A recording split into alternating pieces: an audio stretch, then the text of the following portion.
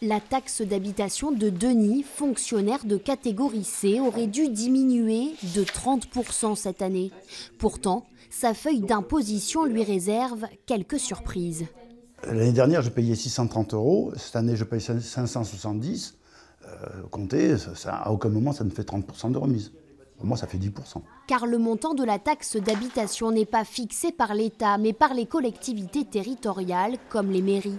Elles sont 91 en Dordogne à avoir augmenté leurs taxes. C'est le cas de Razac-sur-l'Isle, plus 3% cette année. Depuis 3 ans, nous avons des baisses de dotation de l'État, donc c'est de plus en plus difficile. Et nous faisons évidemment des économies sur les dépenses de fonctionnement. Mais il arrive un moment où on arrive à un seuil où on ne peut plus faire d'économies, les charges sont incompressibles. Alors la commune de 2500 habitants se serre la ceinture.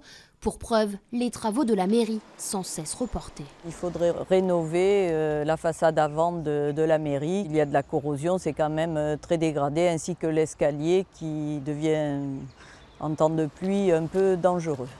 Idem à Rouffignac de Sigoulès. 350 habitants, plus 3% pour la taxe d'habitation. Dans le village, 89% des foyers en seront exonérés dès 2020. La taxe d'habitation, c'est quand même 30% de nos revenus. Alors la compensation, oui, mais on veut voir si elle va être vraiment conséquente et si elle va être au sous-près. Au total, en France, 5800 maires ont choisi d'augmenter la taxe d'habitation, soit 1 sur 6.